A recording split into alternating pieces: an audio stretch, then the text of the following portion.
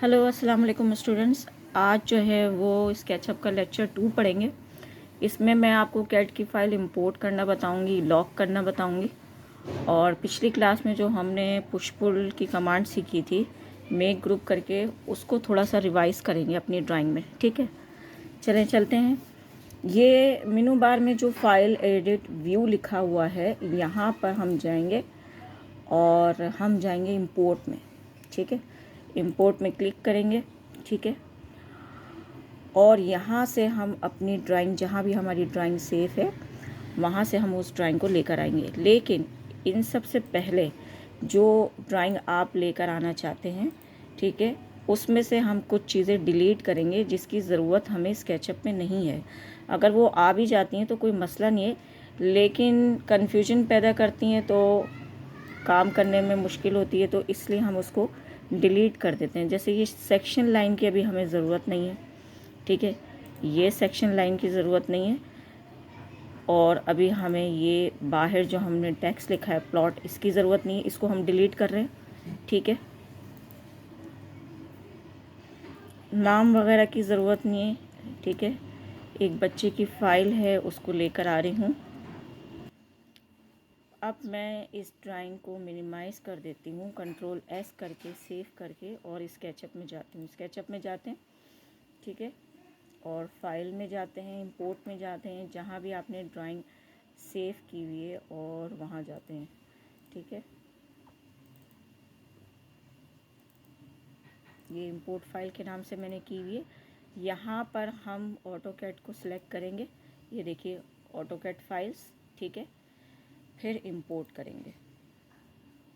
File import हो रही है। इंपोर्ट रिजल्ट्स में आप क्लोज करेंगे और ये आपके पास फाइल आ जाएगी। ये देखिए, यहाँ टूल बार में आपके पास ऑर्बिट का टूल होता है। ये देखिए ऑर्बिट का शॉर्ट की इसकी ओ है, ओ एंटर करेंगे तो ये देखिए ये आपके पास फाइल आ गई है। ठीक है, वहाँ पे कुछ टेक्स्ट था जो यहाँ नहीं आया है।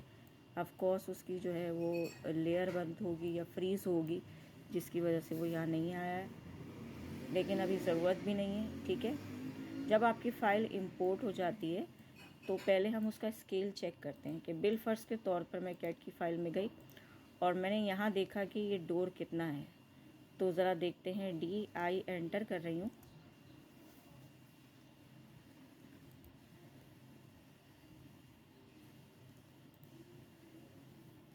DI एंटर, और मैं इस डोर का साइज़ ले रही हूँ। ये मेन डोर इन्होंने 3 फीट का बनाया हुआ है। ठीक है, ज़रा देखते हैं कि यहाँ पर भी मेरे पास 3 फीट का है। यहाँ टूल बार में जो है मेजरमेंट है, यहाँ पे डायमेंशन के नाम से, और ये हम यहाँ से इसकी डायमेंशन ले रहे हैं। तो देखें 3 फीट आ रही है।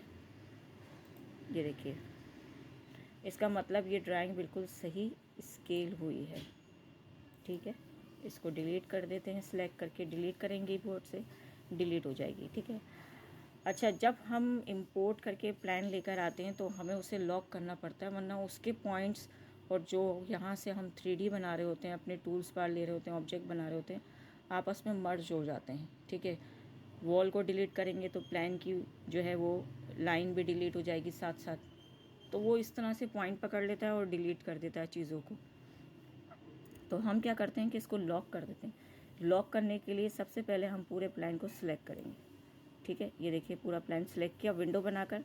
किस तरह से, दोबारा से देखिए, ये मैंने सिलेक्शन ली, क्लिक किया लेफ़्ट और नीचे की तरफ माउस को ड्रैग किया और ये सिलेक्शन ले ली इस तरह से। फिर हम गए एडिट पे। एडिट में देखिए यहाँ पे लिखा हुआ है लॉक। एक तरीका तो ये है कि यहाँ से भी लॉक कर सकते हैं। ठीक है, और दूसरा तरीका क्या है, अभी मैं इसको कंट्रोल Z करती हूँ। ठीक है, इसी तरह लेफ़्ट क्लिक किया, माउस को नीचे की तरफ ड्रैग किया, सिलेक्ट किया और राइट क्लिक किया। राइट क्लिक करने के बाद भी देखिए आपके पास लॉक आ जाता है लिखा हुआ। तो इस तरह भी आप लॉक कर सकते हैं। इसको लॉक किया, लॉक की निशानी है कि ये ब्लू से रेड हो जाएगा। ठीक है, फिर बाहर की तरफ क्लिक करेंगे तो वो वापस अपनी लेयर्स पे आ जाएगा। ठीक है, अब आपको चेक करना है कि आपका प्लान लॉक हुआ कि नहीं। आपने क्लिक करना है, वो सारा प्लान एक साथ सिलेक्शन लेगा और रेड हो जाएगा। तो आपका प्लान लॉक हो चुका है। ठीक है।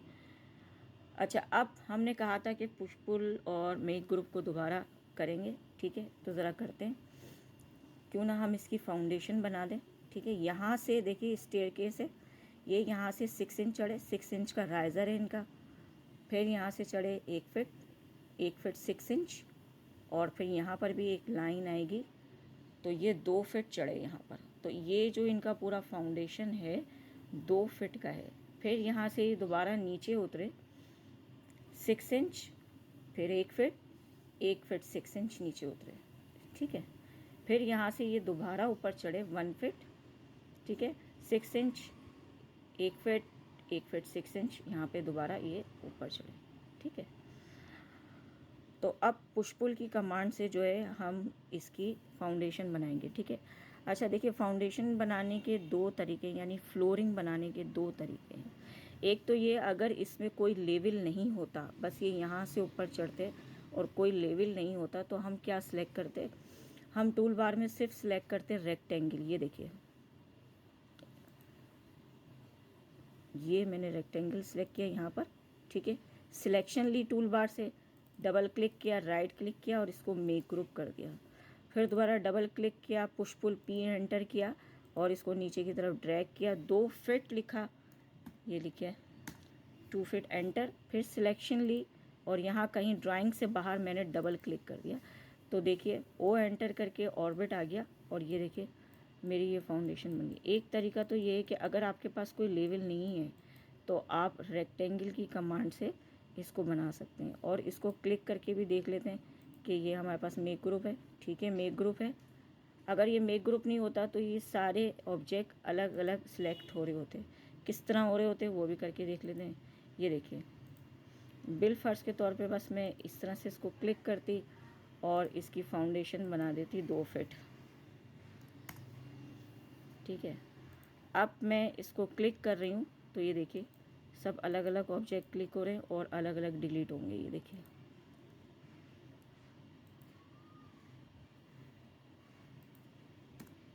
ये अलग अलग डिलीट हो रहे हैं।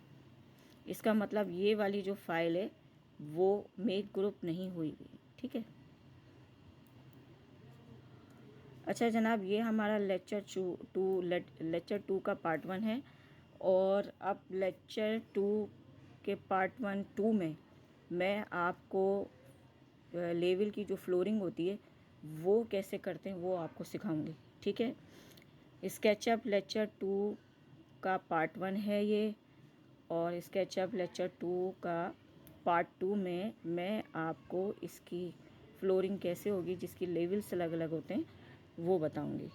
ठीक है, ओके, अल्लाह हाफिज़।